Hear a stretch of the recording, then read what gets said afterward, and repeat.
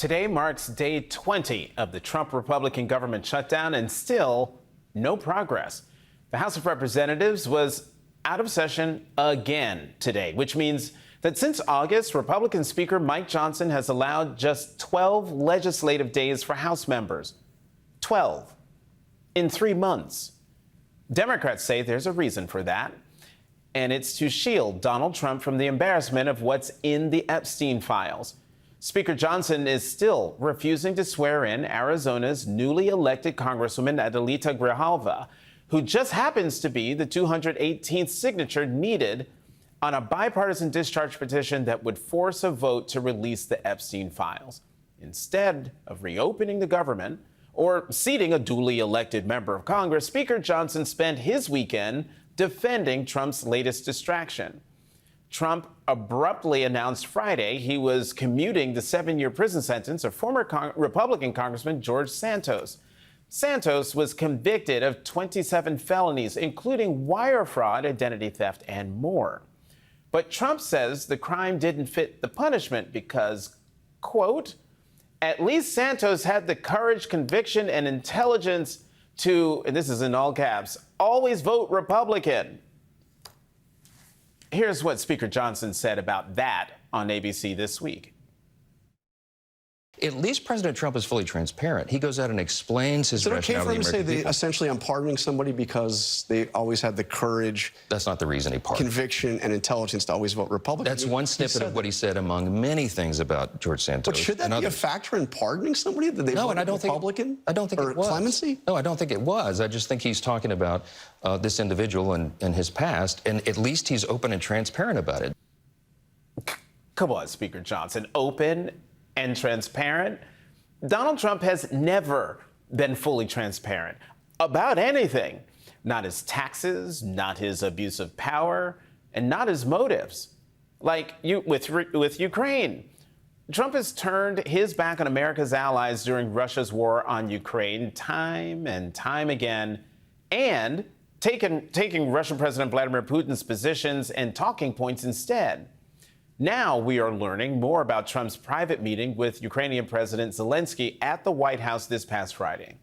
CNBC reports Trump, who said Ukraine should accept Russia's terms for ending the war by handing over the entire eastern territory of Donbass, also warned the Ukrainian leader that Putin had told him in a lengthy phone call on Thursday, in which they agreed to hold in-person talks in Hungary, that Russia would, quote, destroy Ukraine if it did not agree to the demand.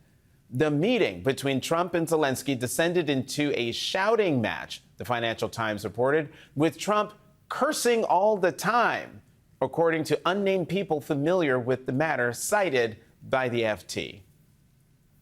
At the end of that meeting, Trump declined Zelensky's request for Ukraine to use United States supply of long-range Tomahawk missiles against Russia. Joining us now, Democratic Congressman Eric Swalwell of California. He is a member of the Judiciary and House Homeland Security Committees. Congressman Swalwell, great to see you. You too, John. Trump is now telling reporters the best way to end the war with Russia is to give away Ukrainian land to Putin. Isn't this exactly what Putin wants?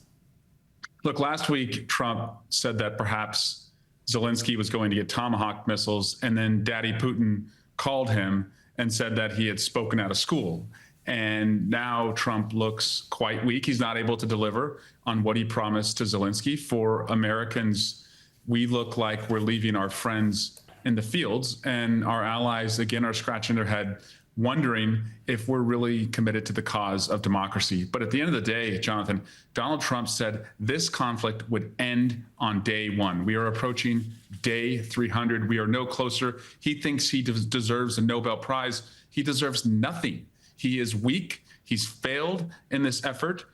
Ukraine, again, is threatened. Democracy is on the line, and the American presidency and its ability, to deliver remains in question to people who are counting on us. Let's switch gears to the shutdown. Democratic leader Hakeem Jeffries said that he spoke with Speaker Johnson over the weekend. What do you know about where the shutdown stands? People are hurting. And they know that Republicans run the White House, the Senate, and the House. They could open up the Congress and have us negotiate, but they won't do it for a couple of reasons. First and foremost, they know the second they do it, they have to vote on releasing the Epstein files, which means admitting just how close Donald Trump is to the most notorious child sex trafficker. So Mike Johnson right now stands as a pedophile protector. That's what he's doing by protecting Jeffrey Epstein's legacy and history from becoming more public. But second, Jonathan, as we approach open enrollment, where most Americans find out what their health insurance premiums are going to cost every month, Republicans refuse to put back in place subsidies that make sure low income and middle class Americans can afford health insurance. And if you're not a low income or middle class American, Jonathan, you're still affected, because the way health insurance works is the more people who are insured, the less that we all pay. So Republicans don't want to work, have closed down Congress, have closed down the federal government, aren't paying federal workers, and most Americans are going to pay more next year when it comes to the health insurance premium. Well, I mean, you can't get those Epstein files released that you were talking about earlier until you get 218 votes. And that can't happen because of the inability of the House Speaker to swear in Adelita Grijalva. Let me get your reaction to what Speaker Johnson said earlier today about why he's not swearing in the Congresswoman-elect. I will administer the oath to her, I hope on the first day we come back, legislative session. I'm willing and anxious to do that. In the meantime, instead of doing TikTok videos, she should be serving her constituents. She could be taking their calls. She can be directing them, trying to help them through the crisis that the Democrats have created by shutting down the government. I'm sorry. No, dum-dum. She doesn't have constituents. She's not a member of Congress. She doesn't have a budget to help anybody.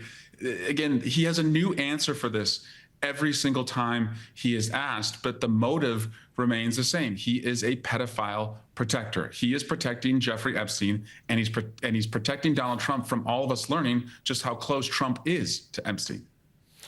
New polling from the Associated Press is showing how Americans are feeling 10 months into the Trump administration. Donald Trump's approval rating stands at 37%.